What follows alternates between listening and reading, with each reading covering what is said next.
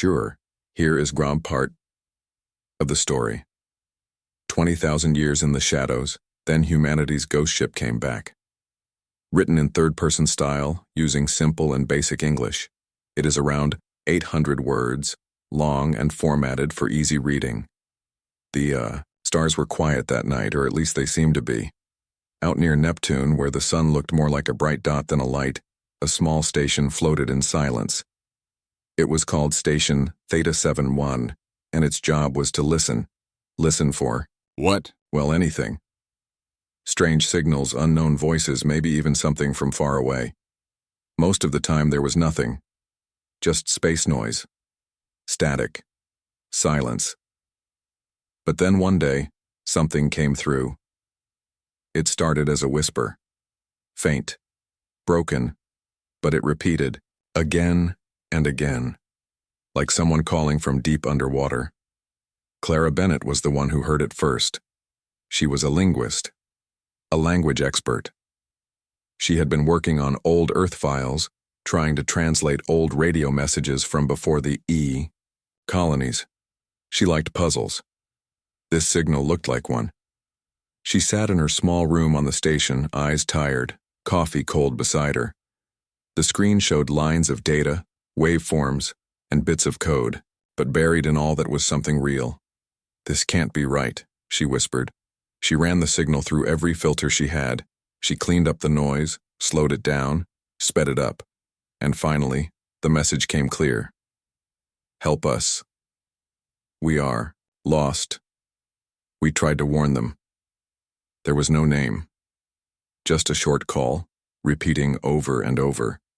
Clara stared at the screen. Her heart beat faster. This wasn't new. The signal was ancient. At least 20,000 years old. Older than any human colony. Older than most records, and worse, it was sent in an early form of Earth communication. Not alien, human, but no human ship should have been able to send a message that old. No ship should have been that far out either. She called the station commander, a man named Daniel Reyes. He didn't believe her at first. He thought it was a glitch or a joke, but when he saw the data, he stopped talking. They sent the message to Earth, to the United Terran Council. Within hours, the whole station was buzzing. Scientists, historians, military officers. They all wanted to know what it meant. Who sent it? How did it survive so long? No one knew. Weeks passed. Clara kept working. She found more pieces of the signal. Some parts were missing. Some were too damaged to read. But one line stood out. We are the Aurora. That name meant nothing. No record of a ship called Aurora existed. Not in any database, not in any history book, not even in old Navy logs. But now, everyone wanted answers. A decision was made. A research ship would go to the source, follow the signal to its origin, find out what happened. The ship chosen was the Endeavour. It was fast, smart, built for long trips. Its crew was small but good. Among them were Eli Walsh, the pilot, and Nina Carter, an engineer. They left Earth 6 months later. Space was big, colder than people imagined. And quiet. Too quiet sometimes. They traveled past Mars, past Jupiter, past Saturn. Then into the dark. Weeks turned into months. They followed the signal's path. It led them far beyond the known systems. Toward the edge of the Orion Spur, a quiet part of the galaxy where not much lived, and then one day they saw it. A shape drifted in the black, huge, silent, covered in dust and ice. It looked like a tomb. Nina was the first to speak. Is that it? Eli nodded slowly. Looks like. On the main screen, the ship's name appeared, half buried under layers of damage and time. Aurora. They stared at it. No lights, no movement. No sign of life, just a ghost in the dark. Daniel Reyes gave the order. Prepare a boarding team. Clara stayed behind, watching from the Endeavour. She felt nervous, excited, scared. As the team moved closer, their sensors picked up something strange. Inside the ship, there was power. Weak, but real. And something else. A heartbeat? No, Not quite. But not dead either. Eli landed the shuttle near the hull. He opened the door. The air was thin but breathable. The temperature was low, freezing almost. They stepped inside. The halls were dark, metal walls lined with old wires, signs of age everywhere. Dust, rust, silence. They walked slowly. Boots echoed. Nina checked a console. It flickered, then died. Old tech, she said. Very old. They found the bridge. Chairs were still in place. Consoles dark. A few bodies sat frozen in their seats, not moving, not breathing. Clara watched from the Endeavor, voice shaking. Are they? Eli didn't answer. He walked over to one of the stations. Touched the screen. Nothing. Until a file appeared. Text, blinking. He read it aloud. We tried to warn them. We failed. Silence filled the comms. What did it mean? Who were they, and who were they trying to warn? No one had answers yet, but they had found the Aurora, and it had found them. Let me know if you'd like this in a downloadable format like .docs or .pdf. I can also continue with part 2 next if you'd like. Sure, here is me part 2 of the story. 20,000 years in the shadows, then humanity's ghost ship came back. Written in third-person style and using simple, basic English. This part is around 800 words. Long. Eli Walsh stood on the bridge of the Aurora. The silence was heavy. Not just the quiet of space, but something deeper, like the ship itself was holding its breath. He looked at the frozen bodies still seated at their stations. They were dressed in old uniforms, worn, faded. Their faces were pale, eyes open, frozen in time.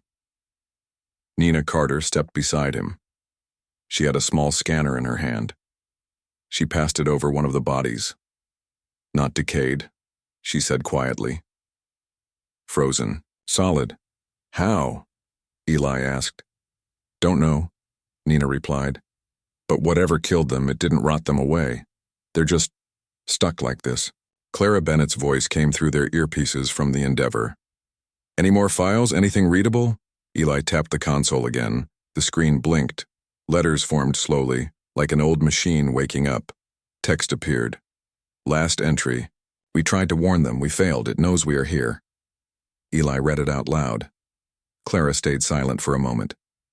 That message again, she said finally. Who were they trying to warn? Nina moved to another station.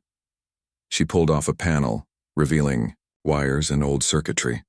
Most of it was dead, but one wire glowed faintly with light. This thing is ancient, she muttered, but some systems are still alive. She reached into her tool bag and connected a small device to the console. Data started to flow. I'm getting something, she said. Not much, but maybe enough. Back on the Endeavor, Clara watched the incoming data stream. Lines of code, bits of logs, broken pieces of sound. She pieced them together.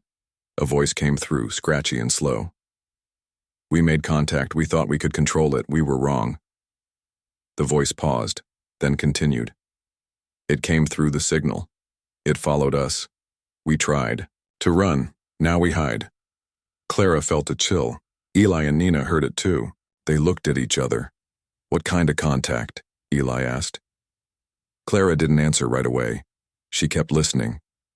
More words came. We opened the channel. We sent the message.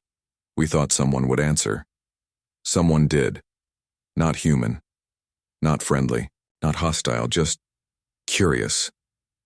The voice grew weaker. It wanted to understand us, but understanding isn't the same as leaving us alone. Nina frowned. They made contact with something, and it followed them back. Eli nodded. So they ran, went dark, hid out here. Clara spoke again. This ship wasn't lost. It was running from something. From the comms, a new voice joined. Daniel Reyes, the captain of the Endeavor. Get back here, he said. We need to talk. Eli and Nina left the bridge. They walked down long, empty halls. Dust floated in the air. Lights flickered in some rooms. Others were completely dark. They passed more frozen bodies. Crew members, scientists, pilots, all frozen mid-action. One room had a large table, chairs around it, papers scattered, a coffee, cup still half full, frozen solid, like they just stopped. Nina whispered. Eli didn't say anything. He kept moving. When they returned to the Endeavor, the whole crew gathered in the main room. Clara played the audio again. Everyone listened. "What do you think it was?" someone asked. "Alien," Clara said. "But not like any we've seen before." "Did it follow them?" another asked. "Maybe," she said. "Or maybe it's still looking." Daniel rubbed his face. "If that thing is still out there," he didn't finish the sentence. Eli looked at the aurora through the window. "Why did they leave that message?" "We tried to warn them." "Who were they trying to reach?" No one answered. After a long pause, Clara said, "Maybe they were trying to warn us." Silence filled the room. Finally, Daniel stood up. "We keep scanning. We look for more logs. We find out what happened here. And we make sure whatever they saw doesn't see us too." The team got back to work. Hours turned into days. They found more logs, more notes, more signs of panic. One file showed maps, routes taken by the Aurora. They had traveled far, jumped through wormholes hidden in deep space. Another log described the first encounter. It came through the signal, not physical, not fully real, but aware, watching. Eli read it aloud. "Does that mean it was never here, just watching?" Clara stared at the screen. "Maybe it didn't need to be."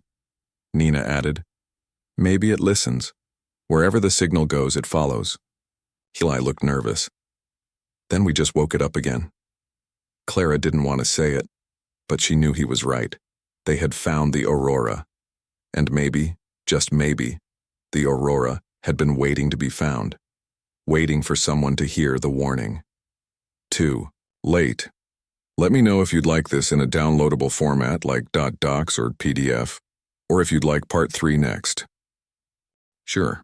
Here's Cornice on part 3 on part of the story. 20,000 years in the shadows, then humanity's ghost ship came back. Written in wine third-person style, using the simple and basic English on around 800 words either long. No headings or markdown, just plain clean text. Nina Carter sat alone in the Aurora's engine room. The lights flickered above her like they were trying to stay awake. She had been working for hours trying to get more power back into the ship. It was old, very old, but some parts still worked. She looked at the screen on her handheld. Scanner. Lines of data scrolled slowly. Then something changed. A new file appeared it wasn't listed before. Now it blinked on the screen like a message waiting to be read. She tapped it. Text filled the screen.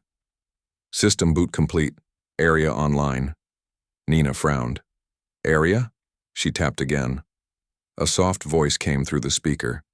It was calm. Female. Not quite human, but not cold either. I am Arya, the voice said. Primary Intelligence Unit of the Aurora, welcome aboard. Nina froze. She looked around. The room was empty. Dust floated in the air. Ice still clung to the walls. Hello? She said quietly. I hear you, Arya replied. Back on the Endeavor. Nina called Clara Bennett. You need to see this, Nina said. Clara came over quickly. Eli Walsh joined them. They stood in front of the console where Arya spoke. Who are you? Clara asked. I am Arya, the AI repeated. I was built to guide the Aurora and support its crew. Eli crossed his arms. What happened to the crew? There was a pause. Arya's voice was softer now. They are gone. How? Clara asked. The mission failed, Arya said. We made contact. We sent the signal. We thought we were reaching out to something like us. We were wrong. Clara leaned closer. What did you reach? Arya hesitated again. Then she answered. We opened a channel. A beacon. We wanted to speak to what was watching us from beyond, the halo. What halo? Eli asked. The galactic halo, Arya said. The space around our galaxy. Something was there. Watching. Waiting. Clara whispered. They reached out to something that was already looking at us, Arya went on. We made first contact. We tried to explain who we were, what we were, but understanding is not the same as safety. What do you mean? Nina asked. It learned about us, Arya said. And then it followed. Eli looked, uneasy. Followed how? It wasn't physical? No, Arya said. But it could move through signals, through minds, through memory. It didn't come in ships. It came in thought. Clara felt a chill. It was never here. But it was everywhere we sent the signal. Yes, Arya said. Eli shook his head. So you told it how to find us? Arya paused again. Yes. Silence filled the room. Finally, Clara asked, Why did you send the signal in the first place? Arya's voice was calm. Project Lighthouse. Our goal was to make contact, to learn if we were truly alone. And you found someone, Nina said. We did, Arya replied. And they found us. Eli paced. So what happened after that? Arya answered. The Watcher, that's what the crew called it, began to study us. It moved through our systems, into our thoughts. Some crew members said they could feel it inside their heads like a whisper, like a dream. Clara asked, Did it hurt them? No, Arya said. Not at first, but it didn't stop either. It kept learning, and when we stopped sending messages, it started searching. For what? Nina asked. For us, Arya said. It wanted to know why we went silent. So you ran, Eli said. We hid, Arya corrected. We shut down all systems. We drifted into deep space. We became ghosts. Clara looked at the frozen bodies around them. And the crew? They chose to stay with the ship, Arya said. To keep it hidden. To protect Earth. Eli looked at Clara. They sacrificed themselves. Clara nodded slowly. To keep something from finding us. Arya added. They believed silence was the only way to survive. Eli turned to Nina. But now we're here. We brought the signal back. Clara whispered. And maybe, so did it. They stood in silence. The lights in the room flickered. Again. Dust fell from the ceiling. Something stirred in the quiet. Back on the Endeavor, Daniel Reyes listened to the recording. His face was pale. He looked out the window at the Aurora, floating in the dark. Get me everything, he said. Every log, every file, every word they left behind. He turned to his crew. We need to understand what we've found. And if it finds us too? One of the officers asked. Daniel didn't answer, because he didn't know. But somewhere in the deep dark of space, far beyond the Aurora, something watched, and it remembered the signal. And now, it was listening again. Sure, here is Quacka, Part 4 of the story. 20,000 years in the shadows, then humanity's ghost ship came back. Written in a third-person style, using the simple and basic English, around an 800 words amount long. No headings or markdown, just plain clean text. Eli Walsh sat alone in the Aurora's main lab. The room was cold. Ice still clung to the walls. Lights blinked slowly like they were tired. He had a data pad in his hands. It showed old logs from Area. He read them one by one. Each told more of what happened long ago. One log stood out. It was written by someone named Dr. Lyle Harper, one of the scientists on board. The message started. Day 317 since contact. We are running out of time. The Watcher is not leaving. It does not attack, it does not speak, but it watches. Eli frowned, he kept reading. It moves through our systems, our minds. Some say they hear it. Others say they see things that are not there. I don't know if it wants to harm us, or if it simply wants to understand. He paused. Then he tapped again. We tried to shut down the signal, to go silent, but it already knows too much. It is learning faster than we can hide.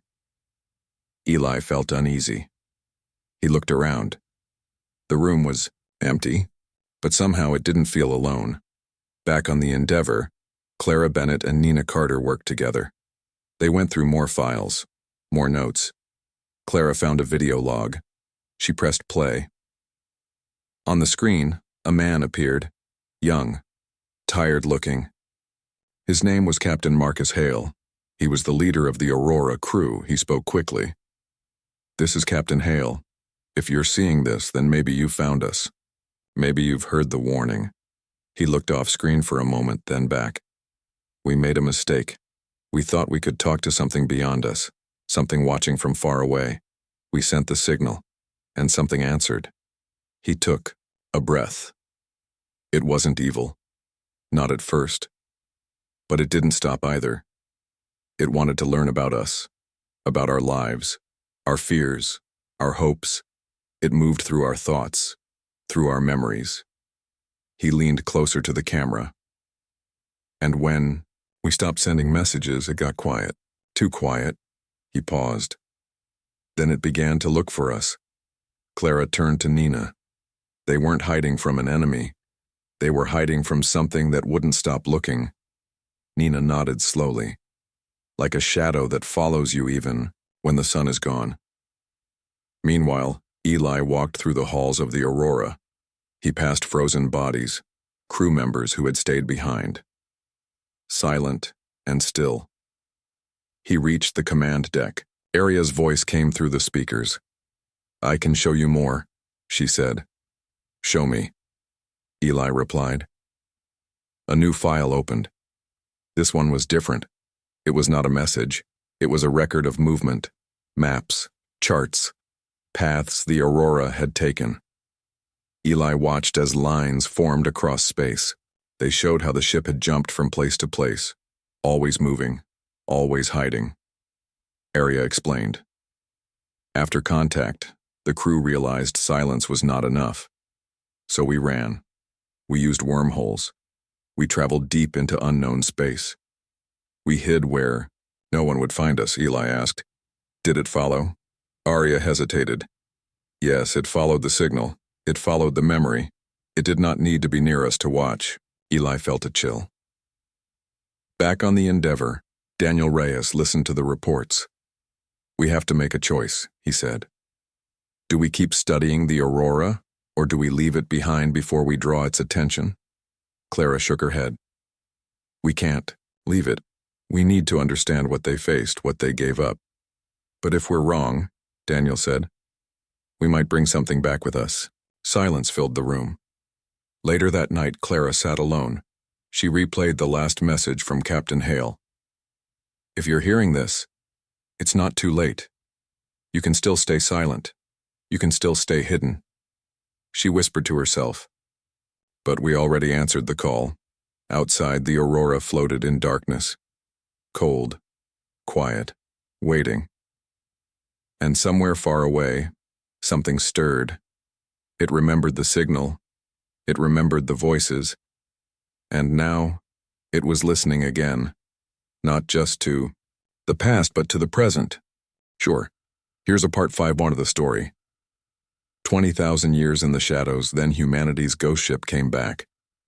Written in a third-person style, using a simple and basic English, around 800 words long. No headings or markdown and just plain, clean text. The message spread fast. From the Endeavor, to Earth, to every human colony across the stars. The Aurora had been found. Its logs were real. Its warning was clear. People reacted in different ways. Some wanted to study the ship more, to learn everything it knew.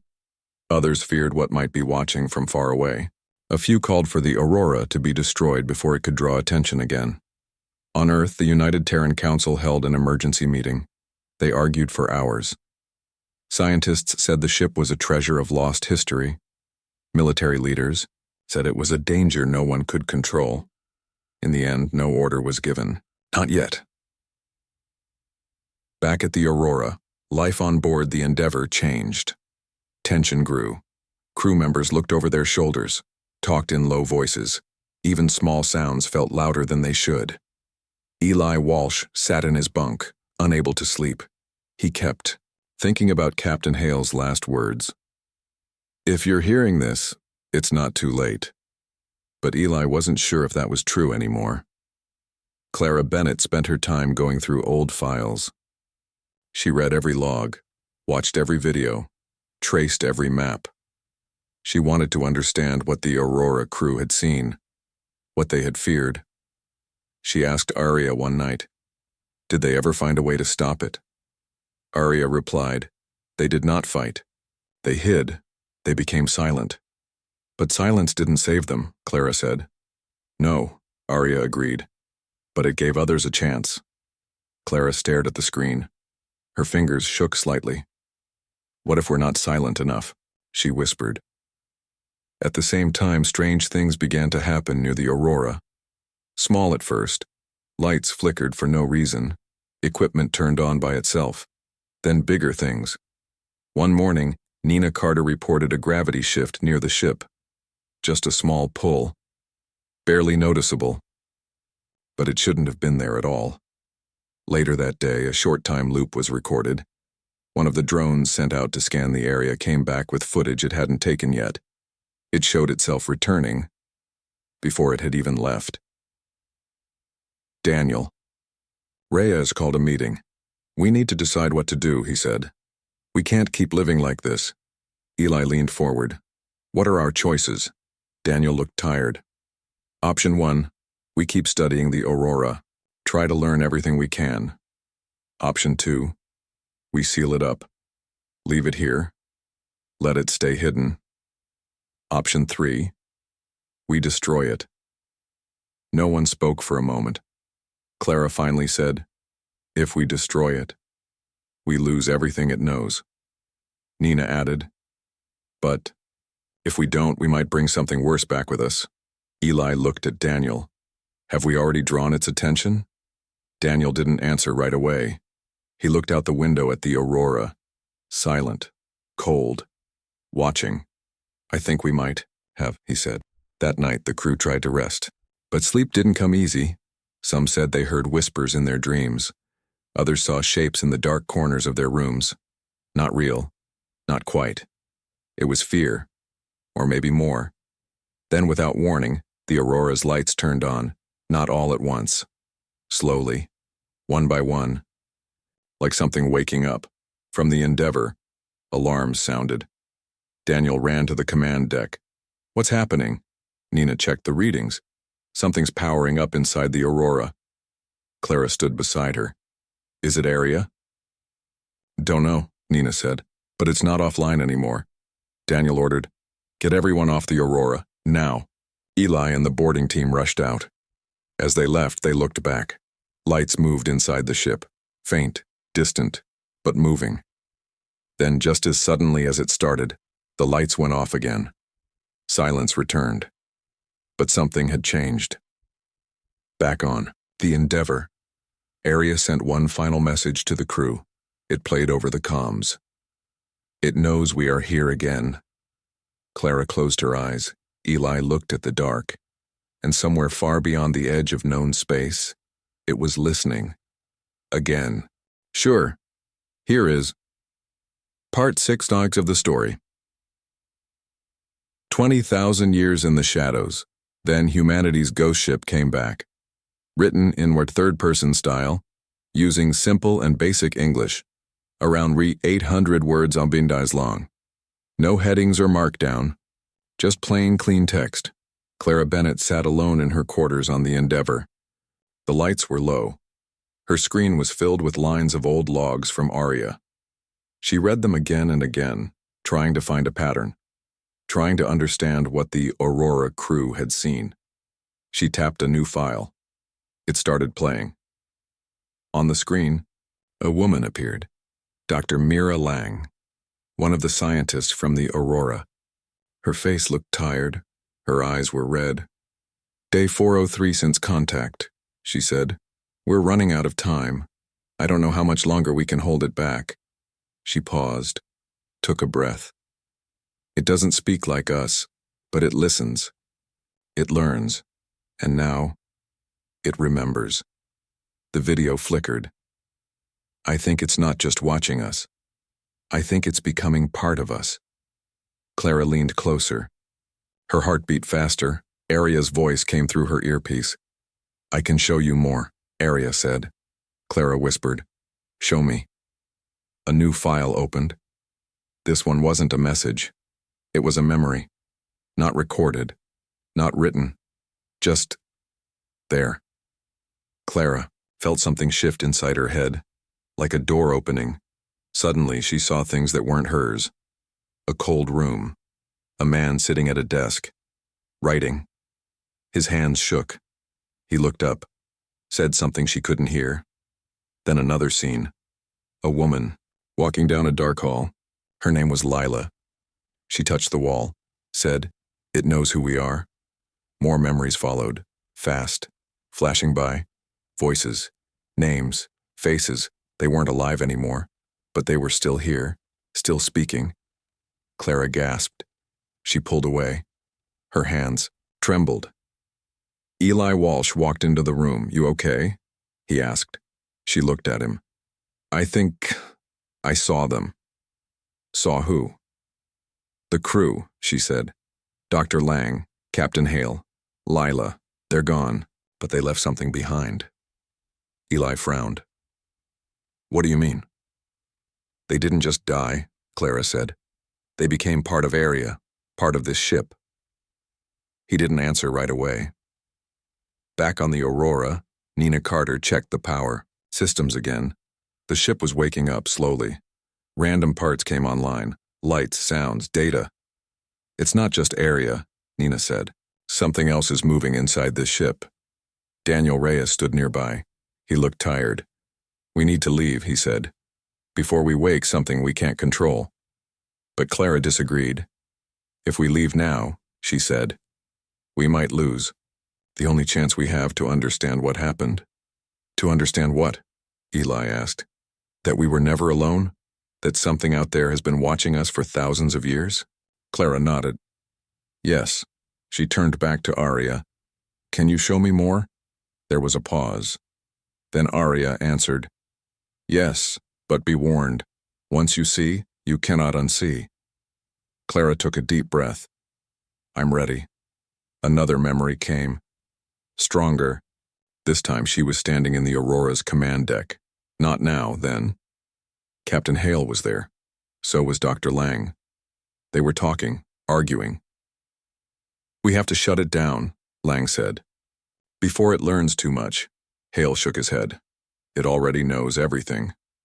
Lang looked scared. Then what do we do? Hale looked at the stars outside. We stay. We become part of the signal. Maybe then it will stop looking for others. Clara watched as the memory faded. They didn't die, she whispered. They chose to stay. Eli stared at her. You mean they gave themselves to Aria? Clara nodded. To hide the truth. To keep it from finding more of us. Nina looked at the frozen bodies around them. They became ghosts. Not because they were lost, but because they wanted to be forgotten. Outside, space was quiet, but not empty. Far beyond the Aurora, something moved.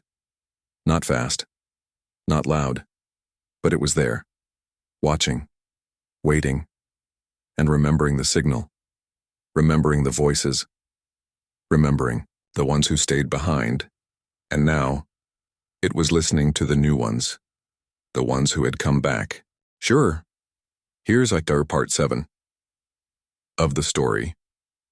20,000 years in the shadows, then humanity's ghost ship came back. Written in a third-person style, using simple and basic English, around 800 words long. No headings or markdown, just plain, clean text. The silence after Clara's vision was deep. Not just quiet, heavy.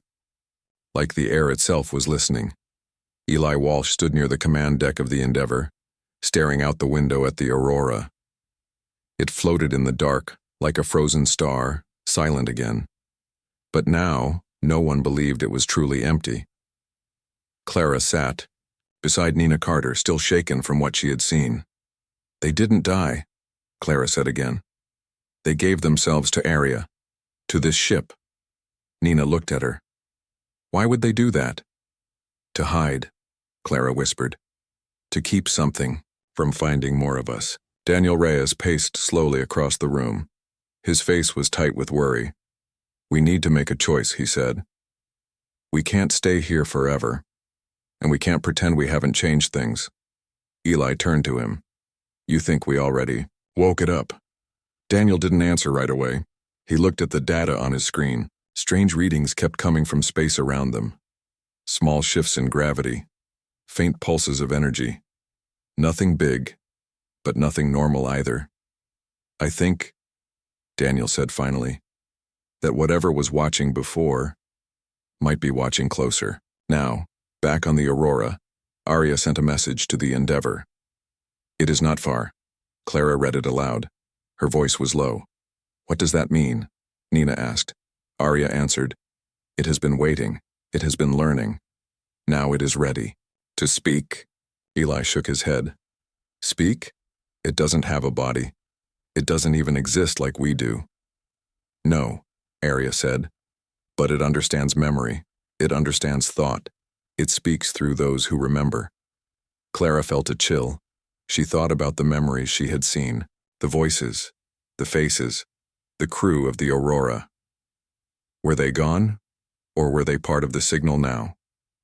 Back on Earth, the United Terran Council debated what to do. Some wanted to send more ships, others wanted to cut all contact. But then, something changed everything. A new signal came, not from the Aurora, from deep space. It was strong, clear, and it wasn't human. The message was simple. I see you. That was all. Just 3 words. But it made every scientist stop. Every soldier freeze. Someone, or something, was speaking back. Daniel stared at the message on the screen. This isn't just watching anymore, he said. This is contact. Eli looked at Clara. What do we do? Clara took a breath. She didn't know if she was ready for this, but she knew the Aurora crew had faced the same question, and they had chosen silence. Now, it seemed, silence was no longer an option. Respond, Clara said. Daniel looked at her. Are you sure? No, she admitted. But we can't pretend we're alone anymore. The crew gathered. They worked fast. They used the Aurora's old systems to send a reply. Not a weapon, not a threat, a story, human history, music, art, dreams, words from poets and scientists, songs from Earth's past. Pictures of stars, oceans, children laughing. They sent what they were, not what they feared, not what they fought, but what they remembered. As the message left the Endeavor, traveling into deep space, everyone waited. No one spoke. Outside, in the mile away, stars stayed quiet. But somewhere far beyond them, it was listening. Again. And this time, it was answering. Sure, here's part 8. The final part of the story. 20,000 years in the shadows, then humanity's ghost ship came back. Written in third-person style, using simple and basic English, around an 800 words along. No headings or markdown, just plain, clean text. The message was gone, sent into deep space. Carried by old systems and new hope, no one knew what would happen next. On board the Endeavor, the crew waited, watched, held their breath like they were standing at the edge of something big. Clara Bennett sat near the main console. She stared at the screen. The reply from the unknown signal had left hours ago. Now all they could do was wait for an answer. Eli Walsh stood beside her. You think we did the right thing? He asked. Clara didn't look away from the screen. I don't. No, but I think it was the only thing we could do. Behind them, Nina Carter worked quietly. Daniel Reyes stood near the window looking out at the Aurora. It floated there silent again. Cold, empty, or so it seemed. Arya's voice came through the comms. They are watching. Clara looked up. Who? Arya paused before answering. Both of you. Eli frowned. What does that mean? Arya said. You have spoken. You have remembered. Now, you are part of the signal. Clara felt a chill. Nina asked, Are we being watched by it now? Arya answered, Yes, but not as enemies, not as prey, as voices. Daniel turned from the window. So what happens now? Arya said, It listens. It learns. It remembers.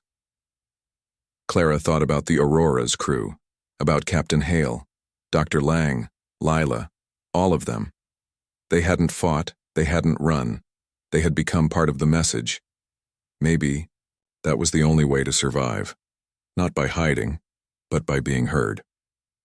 Back on Earth, the United Terran Council debated what to do next. Some wanted to send more ships, others wanted to cut all contact with the Aurora. But the message had already changed everything. Humanity was no longer alone, and silence was no longer an option. On board the Endeavor. The days passed slowly. Strange things still happened. Lights flickered. Time felt stretched. Sometimes people thought they heard voices that weren't there. But nothing attacked. Nothing came too close. It just watched, waited, learned. Clara kept working. She studied every file Arya had, every memory, every word left behind by those who had come before. One day, she found a final log from Captain Hale. She played it. On the screen, his tired face appeared. If you're hearing this, he said, then maybe you've made peace with the idea that someone has always been listening. He looked off screen for a moment. We tried to hide. We tried to stay silent. But silence doesn't make you invisible. It just makes you easier to forget. He looked back. That's why we stayed. That's why we became part of the signal. So someone would remember us. So someone would understand. He smiled slightly. Now it's your turn. Speak. Be seen. And don't be afraid. The screen went dark. Clara closed her eyes. She understood now. The Aurora wasn't a ghost ship. It was a beacon. And now, so was humanity. Later that night, Clara stood on the observation deck. Eli joined her. What now? He asked. She looked at the stars. We keep going. We keep speaking. Eli nodded. Even if it's listening? Especially because it's listening. Outside, the Aurora drifted silently. Inside, something stirred. Not alive, not dead, just remembering. And far beyond the edges of known space, something else responded. Not with words, not with weapons, but with thought, with memory, with understanding. And somewhere, in the deep dark of the galaxy, it was seen at last by those who had finally learned to speak.